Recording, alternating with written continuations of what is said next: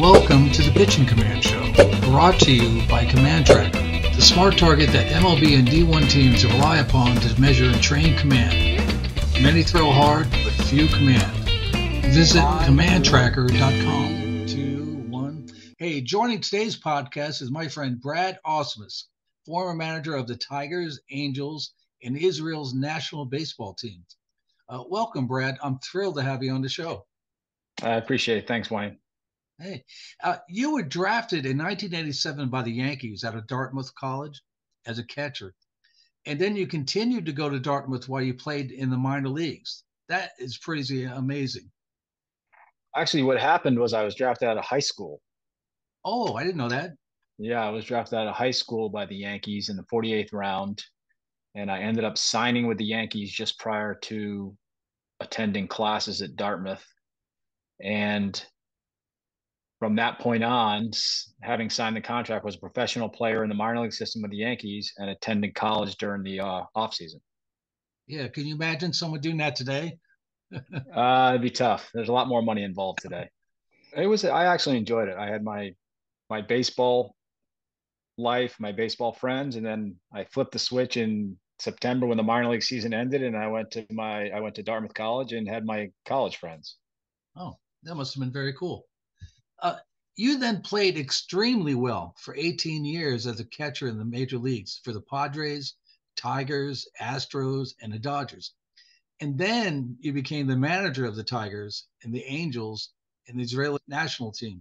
And recently as a bench coach for the A's. How's it been with the A's and with our good friend Emo? It was good. I did that last year. Got to know Emo. Didn't really know Emo other than across the diamond. He's one of the best baseball pitching people I've been around. Yeah. I actually enjoyed the organization, the A's organization, the people, the staff. I enjoyed it a lot. I just the role of bench coach for me wasn't quite as challenging as I was hoping it would be, or it wasn't as impactful as I was hoping it would be. So I was there for a year as Mark Kotze's bench coach. He was a good friend of mine. I enjoyed it, but decided to move on. Yeah. Yeah. Emo is awesome. I talked to a lot of pitching coaches, and uh, he's got that great mix of data and old school, and it's just a great pitching mind. And Gil Patterson, I don't know if you know him very well. He's awesome too. Yeah, I got to know Gil a little bit, not as well as Emo, obviously. Everyone always talks about max velocity all the time. And on this show, we try to focus on the other things you need to succeed as a pitcher, such as control, command, movement, sequencing, and mental training and character. Like the old adage, to a hammer, every problem looks like a nail. To a pitcher who only throws hard, he only has one tool to use. And I think batters have caught up to velocity. With everyone throwing hard now, command, I think, is now the separator. That velocity was the separator, and it's not so much anymore. I think command is like the low hanging fruit that isn't being taken advantage of to gain an edge. What do you think about that? Well, I think in today's baseball universe, data and measurables have become such an important part of evaluation and development. Um, and command being one of the few things that is very difficult to measure, it has been pushed to the side. I agree with you that another weapon in the arsenal of a pitcher and can be one of the most effective weapons in the arsenal for a pitcher. Along with other things, I do not want to discount velocity. I do not want to discount movement because those things are very, very valuable as well. Yeah, Uh, they're all needed, I think. Yeah. yeah, and it's kind of a sliding scale. I think the more velocity and movement that you have with a modicum of control, obviously, it's a little bit of a sliding scale. The more movement and velocity you have, maybe a little less command. The less Mhm. velocity, less movement. Yeah. Well, you better ramp up the command. Yeah, absolutely. Yeah. Uh, Also, I think in baseball, there's a lot of slang. And what I've noticed is that I don't think everyone understands command fully. So, like when I say command, someone might say locating or executing or quality strikes. Uh, I think they need to know those are for the same thing as command. Uh, is that your interpretation? I mean, command for me is being able to locate a pitch to a designated area within the zone, or maybe just off the outside the zone. Right? I think control is just the ability to throw strikes. Yeah, That to me is the difference. So a guy who can command the ball can locate it within the strike zone. A guy who can control the ball can throw it in the strike zone. yeah. What do you think the different levels of command are for guys in the minor leagues versus major leagues? Because what I've noticed is that remember we were talking about my command tracker, and I was showing you those charts about the levels of command. Uh, a lot of people throw around a number saying, well, an 8-inch area is good command for a major league pitcher. But I don't think they've, like you said, actually measured that. And what I'm trying to do with that command tracker is put a quantifiable number on command for different levels so that you can know if you're improving command, you know? Yeah, and I think because command has been de-stressed and it's been with the focus on velocity movement, it's become more about control. We just want guys who throw hard with movement that can throw it in the strike zone, as opposed to guys who can command it within the strike zone. Mm-hmm. I think that's now we've evolved into a system where through the minor leagues and up to the big leagues, guys don't have the command that they had 25 years ago because it's not something that is highlighted. It's not something that is focused on by the development people as much as it used to be.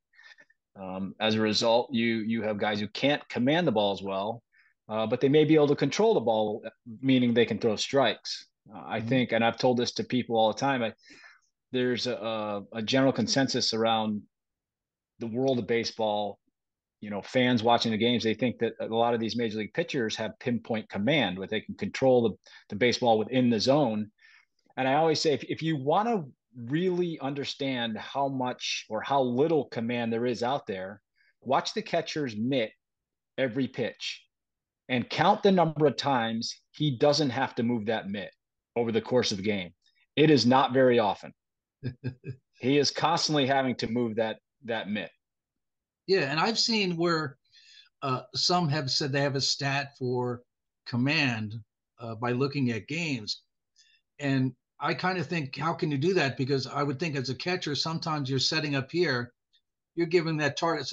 So you want the ball here, but you put the mid in a different location. Yeah, I think they have the ability to somewhat quantify command, but that's assuming that the catcher's mitt is in the right spot to begin with, which is, you know, a shaky assumption.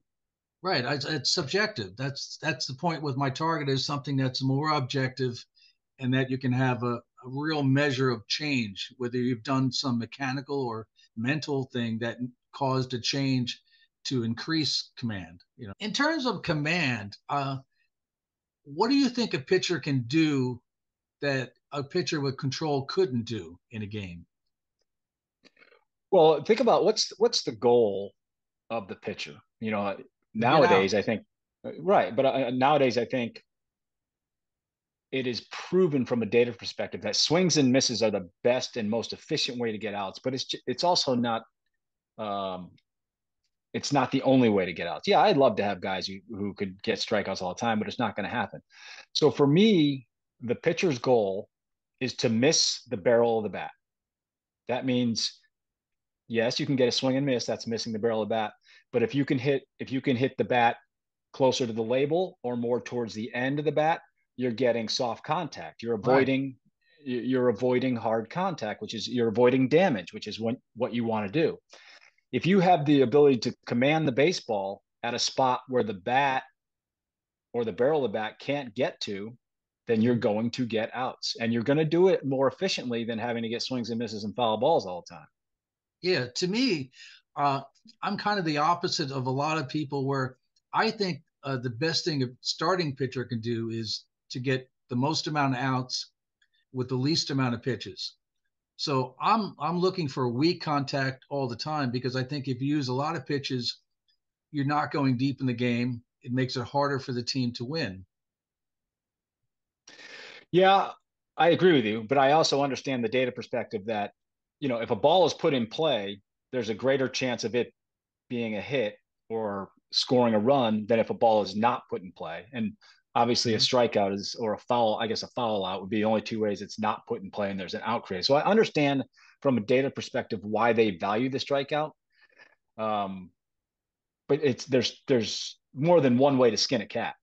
Right. I think you have to balance it on the resources you have to use. So if you only have so much fuel to go with your car, do you use it all to go 1 mile, or do you kind of moderate it to go the distance? That's what I'm kind of talking about, you know? Yeah, yeah. I mean, there's no question a guy like Greg Maddux, who's getting first pitch ground ball outs, is much more efficient from a pitch count perspective than someone who's getting swings and misses and foul balls. That now his pitch count is going to ramp up very rapidly. Yeah. I've seen a lot of guys throw hard with control and not have the ability to get a guy out because they don't have a put away pitch. I've seen that fairly often, you know? Oh, it's very common nowadays because these pitchers are training for velocity more than anything else. So they get to the big league level or they get to the professional ranks. And like I said, what you see is a lot of foul balls because they don't have the finishing pitch, whether it's an off-speed pitch or a fastball with movement or ride, that can actually get the out, not just get them to two strikes. Yeah. Yeah. I think that's an important thing they should emphasize. Uh, in the MLB, have you seen how did pitchers' command changed from a warm up pen to the game? Like I've seen, for example, someone that I know very well have a horrible pen and throw into a hitter. I've seen where they had a great pen, they thought they did wonderful, and had a bad game. My thought is that uh, if they have a bad pen, their heightened focus causes them to do better in the game, kind of like the flight or fight mode, you know? And that if they had a good pen, they become complacent in the game, and maybe that's why they do bad. What are your thoughts on that? It's possible. I've seen it. I've seen the same thing where the guy has a terrible pen prior to his start and then goes out there and pitches extremely well. And they always kind of stand out. I'm sure I've seen the opposite where the guy has a, a great pen and goes out there and struggles. Um, I think I mentioned to you that hitters do the same thing when they have a bad BP. They'll say, "Oh, when you have a bad BP, you'll have a good game." Part of it may be that fight or flight that you're talking about. I think part of it is players mentally preparing themselves, talking them into the fact that, okay, even though I wasn't really good there, I can still be really good in the game. It might be more of a mind framing set than anything else. Yeah, because I've noticed I think uh, better command is linked to better focus and concentration. So that's why I thought the fight or flight thing came into play, you know? Well, I will say this. So we're talking about training. We've talked about training for command, which is I think is very important. Um, and you can train for command, but like the old saying goes, when you get into a fight, it's all everything's okay till you get slapped in the face. Well, yeah, Mike You can, Tyson is that. Remember Mike Tyson? Everyone has a plan till they get punched in the face. yeah, exactly right. And it's very similar to command. So you can train for command. You could do it in a bullpen. You could do it in a cage setting. You could do it in a laboratory. But when you get into that game and that adrenaline's pumping, it's a different animal. You have You to got a control three. it.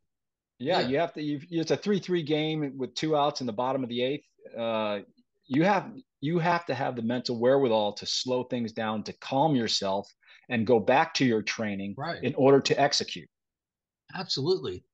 Like I think I sent you the link for a custom motto, and he talks about fear and how if you let fear get away from you, it can consume everything. But you can use fear, you can use it to your advantage, and things that you couldn't normally do, you can do with controlling your fear. You know?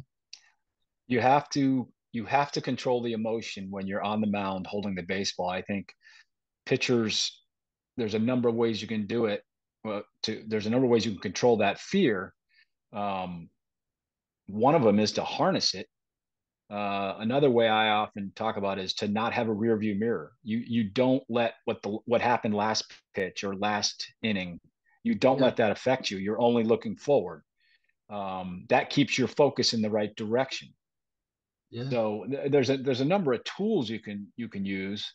But for me, it's the emotion being controlled. However you want, however you can do it, you have to control that emotion in order to execute that command. Yeah, absolutely. Uh, as a catcher, uh, what would you say were the qualities that a pitcher needed to have good command? Like the ones that you saw, what were there kind of common qualities that you saw? I think first and foremost, you have to have a consistent delivery with a consistent release point that you can feel the ball coming off your fingertips and be able to repeat it. Hmm. That's the most important thing. Did you notice anything particular with like the head movement being more still, had better command? I've heard that. I haven't, you know, No? there's some guys like Andy Pettit was very still and he had very good command. Roy Oswald's head was all over the place and he didn't have command like Andy Pettit, but he still had good command. So, um, I mean, in 18 there years, could you've seen a lot of pitchers, you know? I have, and some of them start to blend together. So there could be something to it, but I think it comes down to the consistent delivery, consistent release point, and feeling that baseball off the fingertips. Yeah. Hey, as our good friend Emo says, make better pitches instead of only trying to make your pitches better. Uh, I think players are focusing too heavily on stuff and not enough on where their current stuff plays. So I think part of that is we have to describe what a good or better pitch is. Like, how would you describe what makes a pitch choice good? Well, I think there's a lot that goes into that. I mean, Oh, yeah. I agree with what Emo's saying. I think there is a lot of focus on creating movement with the pitch, which is extremely important. But if you can layer on top of that command with movement, now you're talking about, and then another layer of velocity. Now you're talking about elite pitchers. Yeah. Um, but I do think the command makes anything you have better. Yeah. And like Burke Badenhop was saying the other day is that he thinks, like, for example, when you're making your pitches in better locations, it tends to make the pitches better because, like a sinker up in the zone, he's not used to throwing it there. But when he throws it down in the zone, it gets the shape he's looking for, you know? Oh, of course, yes. If you're commanding the pitch to the right area, you're going to get the movement that you were expecting to get because that's how the pitch was designed. So yes, if Mm-hmm. you're throwing the breaking ball up in the zone, it's not going to get the same break as the breaking ball down in the zone. If you put on like your manager's cap now, how would you say people have trained for command, or have they not, or has it just been control? I mean, I've seen people use strings a lot, things like that, you know? Yeah, the strings were definitely something that they used a little bit towards the end of my playing career and into my managing career. Um, you know, when I was younger, even in the minor leagues, they didn't really have tools, but they talked about command a lot. There's a lot of pitching down and away, up and in, locating fast, especially the fastball, locating up, down and away, up and in, keeping the breaking balls down and away, etc. So, uh, and I think now they're just training more for control. They still are looking to hit outside inside, but they're training more for control. Yeah, like Gil was describing using cones and moving them off the plate slightly, one or two balls, and working away and techniques like that. Another interesting thing came up. I was talking with the I don't know if you know Scott Bankhead. I was talking. He was telling me a story the other day about Emo was standing in front of a group of high school pitchers, and he asked them, "What is a pitcher's main objective?" And he said they are all shouting out high velocity, spin rate, spin tilt, all this stuff. They kept going on, and finally he had to tell them, "No, the pitcher's objective is to get outs." Uh, There's it's yeah, there's funny. no It's question fun. that's what it is. Yeah, but it's funny how with all the things you see online, people training that they kind of lose focus of what the main goal is. To me, the main goal is win the game, and your job as a pitcher is to help your team win by getting a lot of outs with the least amount of runs, right? For sure. It's still a game. It's baseball. You're trying to win. And as a pitcher, how do you win? You keep the other team from scoring. How do they keep them from scoring? You keep them from reaching base or driving runners in. So yeah, the game It, at its simplest is get outs. it's funny how people lose focus of the goal. Like for example, I've been heavily into data for many years for baseball. That's how me and EMO got together. Uh, but I never lost sight of the focus that the data to me is a means to an end, but the end is to win. Like for example, I don't care if you have the highest spin rate. Does it play with your pitches? In other words, is it helping you win? I think a lot of what the data does, and it does it very well, is it gives you points of interest about players when you're assembling a roster. Yeah. It gives you information about players that might help you put the roster together in a better fashion or take advantage of maybe something that other teams didn't recognize as an asset. Mhm. Um, but the game, once you step on the field, once you're on the mound, you got to get outs. It's not about how hard you throw. It's not about what your movement is. We hope that those data points help you get outs, but it's Mhm. about execution and getting outs. Yeah. Well, yeah, and kind of what I was getting at is sometimes guys, or I see that in the minor leagues a lot, they're chasing a certain metric. They want the most vertical break, the highest spin, a certain tilt, without really thinking about what is my goal here. I want my pitches to work together, and I want to get outs. And it's funny how you kind of have to remind them, like in the example of the high school pitchers, you kind of have to remind them of, hey, what are we doing this for? We want to win. And we want to use data and all those things as a tool to help us, find a win. I think it's funny. Pitchers, when I first got to the major leagues, they weren't concerned about their velocities because it wasn't posted every single pitch up on the scoreboard. Yeah. Now it's up there every single pitch, and it's the first thing that a lot of them check after they throw the pitch to see what the velocity was. Yeah. Do you ever see those? I made a series of what I called velomaniac jokes.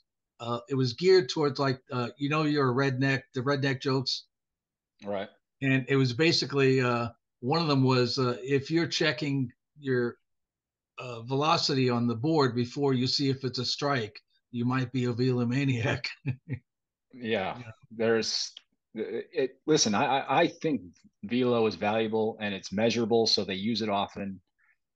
Command not as measurable, not used as frequently. I think if we want someone to be successful at the major league level, we want all of it. We want command, Yeah, we want movement, we want absolutely. velocity. We want all of it. I want the ability. I want the guy to have the ability to hold runners. You name Right. it. I want my pitcher to be the best that he can be, and that means doing everything well, or at least as well as you can do it. Yeah, that's what I've been saying too. Like some people would assume that because I'm promoting command, that it's at the expense of velocity.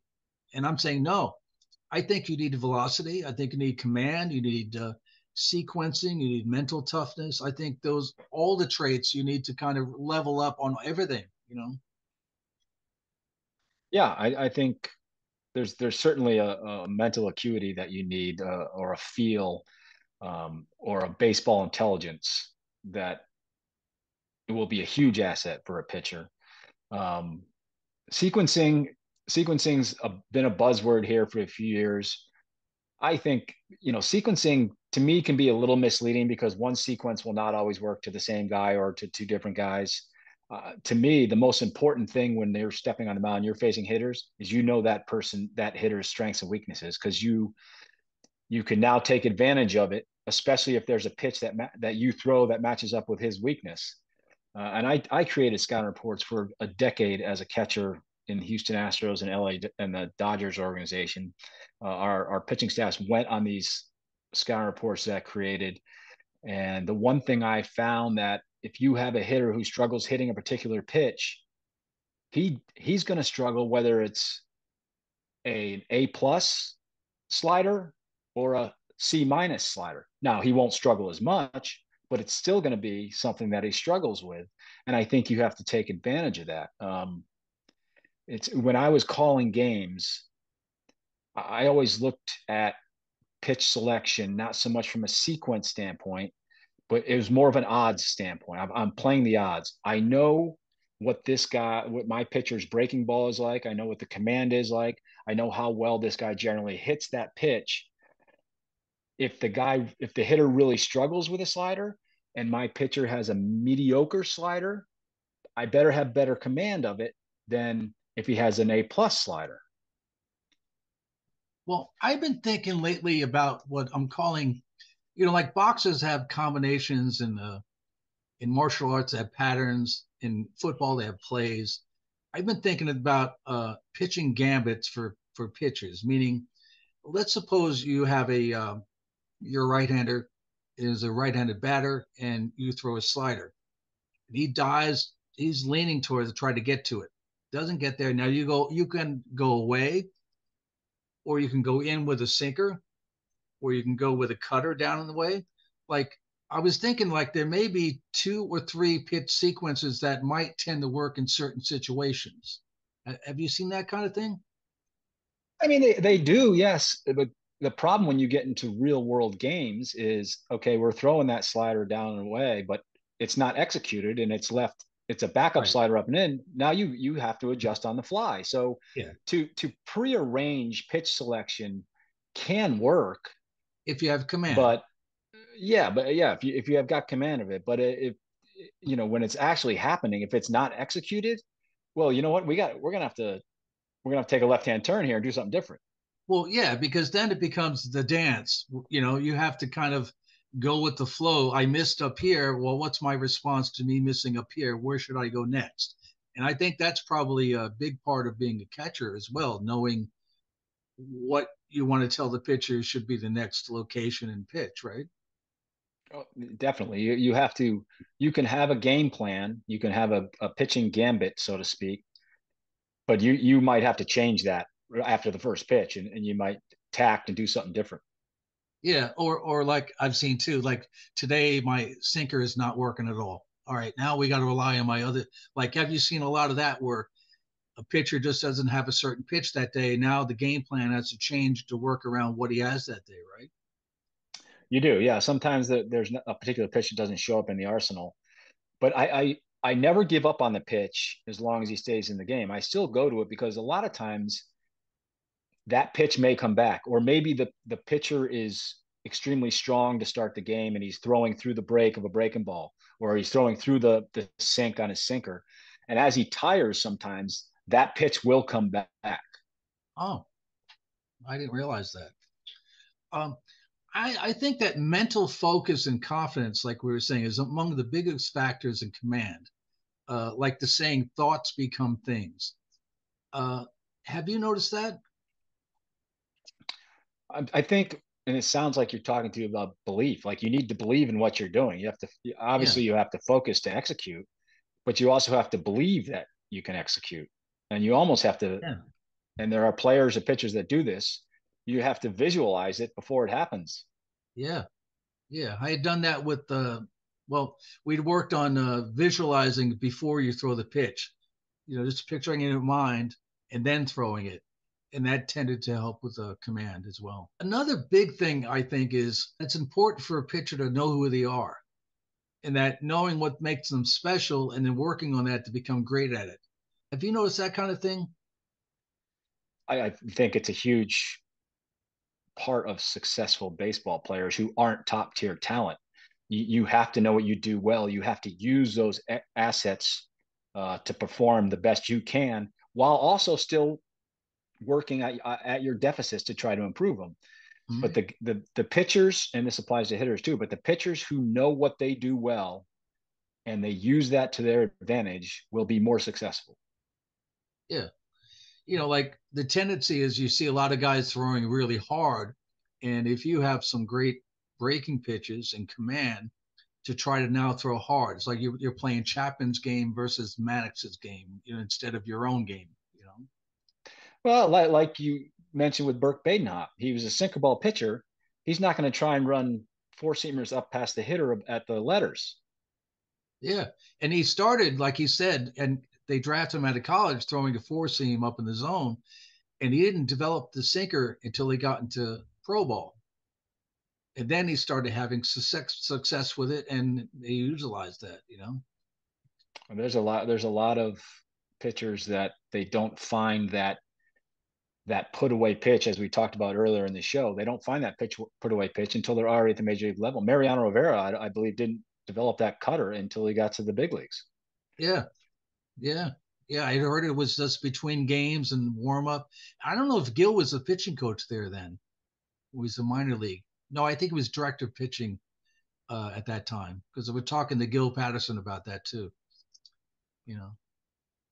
I think that happens a lot. I've always encouraged, even when I was a catcher with the pitching staffs I was working with, I would encourage pitchers to, when they're playing catch, mess around with the seams and the grip, and you never know when you're going to come up with something that is the next pitch for you. Yeah, I was describing that to when when Dan Duquette was on. I was saying that I think too often pitchers and batters are kind of pigeonholed into certain types that people have in their mind. And I think that if you never let, I said, Dan Duquette hit the way Dan Duquette hits, you may never know that Dan Duquette could have been the greatest hitter of all time. Meaning, I think you have to give people a chance to kind of show who they are. Like if you kind of make everybody to a certain mold, you never find a way that was really good, I think. No, I think that's exactly what we kind of started this part of the conversation out talking about is you got to know what you do well and you need to take advantage of that. And then, like I said, still work on the things that you don't do as well. Yeah. What would you say a pitcher needs to succeed at the major league level nowadays? Well, you're going to It's a need, big question, I know. yeah, you're going to need stuff, command, velocity, uh, uh, a strong gut, short memory. Um, there's a lot of stuff that goes into that. Yeah, which leads me into I have this list that I show everyone at the end of the show, and it has 9 things that I think are needed to make like a great pitcher. And I think you need all of them. And so the hard thing is if you'll choose what are your top 4. So, and I know that you can take this list and pick 5 or 6 and kind of create different types of pitchers out of this list. So, if you would please pick your top 4. Now, the list says a character, command, changing speeds, movement, max velocity, sequencing, reading batters, mental toughness, and know who you are. And okay, so I've kind of approached this like it's like I'm a scout almost. And there's no question I want all 9 of those things in every single pitcher. Yeah. But if I had to, from a scouting perspective, I'm looking at a player and say, all right, can this guy become a major league player? My number 1 is movement. And I say movement because if you have really good movement, you can get away with a little bit less command as long as you can still control the ball in the strike zone. Mm-hmm. Especially if it's unique movement that hitters aren't used to seeing. You can get outs, and that's what we talked about. We want quick outs. Absolutely. So that was number 1, and this goes to missing the barrel, avoiding damage. Number 2, I would go command, also because it helps you avoid damage. If you can locate the ball in or just off the strike zone and get the hitter to hit it off the end of the bat or the label of the bat, again, you're avoiding damage and you're getting outs. Mm-hmm. Number 3 is changing speeds. Again, goes to the same thing I was talking about in terms of missing the barrel. And these kind of all go to missing the barrel. Yeah. And then number 4 would be velocity. There's definitely a connection between velocity and swing and miss, but I don't think it's the be all and end all. And I do think, quite frankly, major league hitters can hit velocity unless it's commanded. Charlie Manuel used to have a saying, if I get my front foot down, I could square up a bullet. Yeah. which is just a way of saying, hey, guys can hit fastballs. I'm seeing that too. That's why I've been saying, like, have high velo, that's good. I think you need that. But without command, if you just have control, you're going to leak it up into the wrong location, and these guys are going to hit out of the park. You know. Right. So that's why I go movement 1, command 2, change speeds 3, velocity 4. Now, Yeah. if you have all 4 of those things, you're going to be in pretty good shape. Yeah. So that's the idea of the show, is to kind of bring to the attention of people that it's not just velocity. You do need velocity; it helps, but there are a lot of other things that you can succeed in pitching with, uh, and you need them all in varying levels. If you had them all, you'd be, Verlander or Jarrett Cole, or the great pitchers. Right. So, Brad, thank you for coming on the show. Every show I learned a little bit something more, and I appreciate that. No, my pleasure, Wayne. All right. All right. Good luck. I'll see you later. All right. Thank you. Don't forget to hit subscribe to get notified when new episodes are released. Pitching Command Show, brought to you by Command Trakker, the smart target that MLB and D1 teams rely upon to measure and train command. Many throw hard, but few command. Visit commandtrakker.com.